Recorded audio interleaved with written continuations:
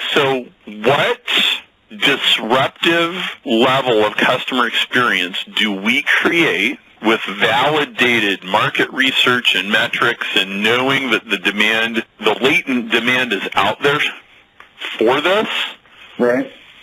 To where, you figure out how to drop the price of that particular kind of a thing by, 60 or 70%, not by shaving pennies, but by rethinking the whole thing. Or how do you take the customer from 117 steps down to 35, and all of a sudden it is so clearly superior that you would never want to go back to the old way of doing it.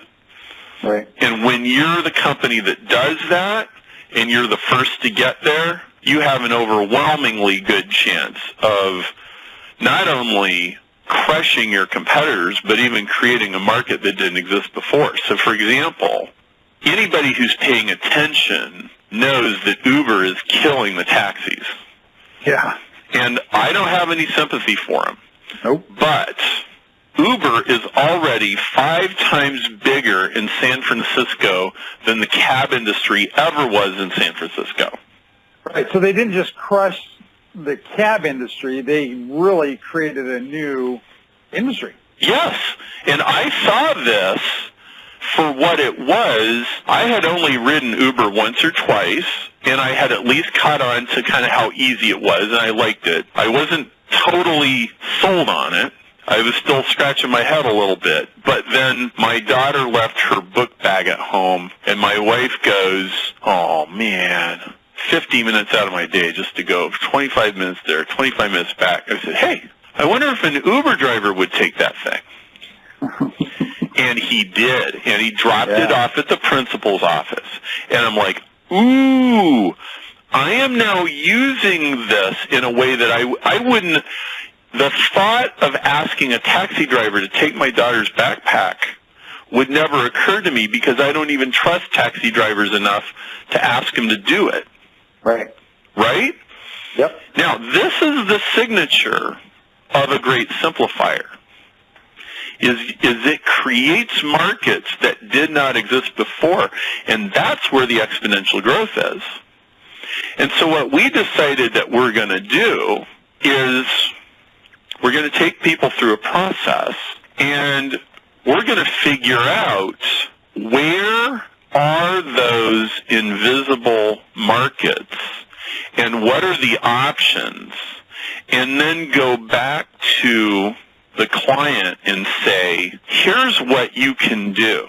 And if Richard is interested in your business, which I can't guarantee he is, and if we feel there's a match, I think we can walk you through this process over the next 12 months, and we can get you pointed in the right direction. And if you're not at a place where you could pull this off, then we'll figure out what's the remedial path. Now, I had a conversation just the other day with a guy. He's got probably $1.5 million business.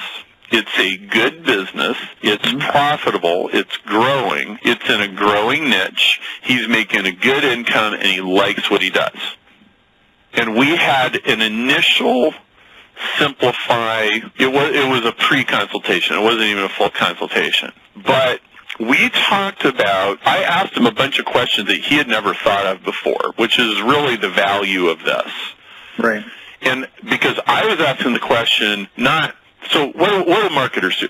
Marketers go mostly, well, if I adjust the USP and if I get the Facebook advertising and if I write good copy and do everything else, how can I double or triple this thing?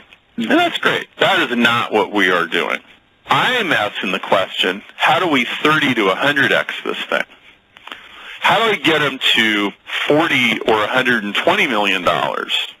Well, you can only do that by reinventing something. So what do we reinvent? And we had this conversation about what could you reinvent? What needs to be reinvented? Now, he'd never thought much about it. He'd thought about it some. So we crystallized this conversation, and we identified a few things we could do. And I said, so, do you want to build a disruptive company? Or do you like what you're doing? He's deciding.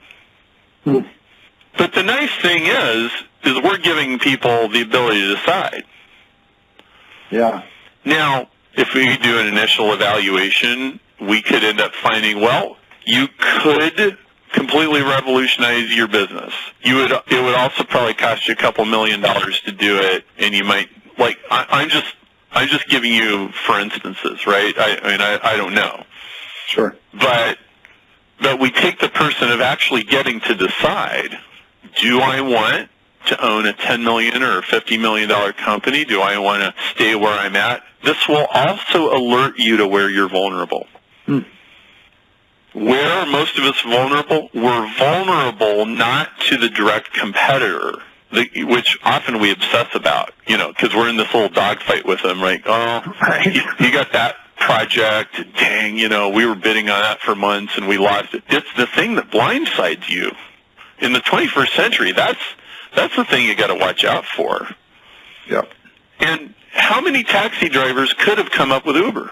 And they're even programmers or whatever. Like, they totally could have done this, but they didn't.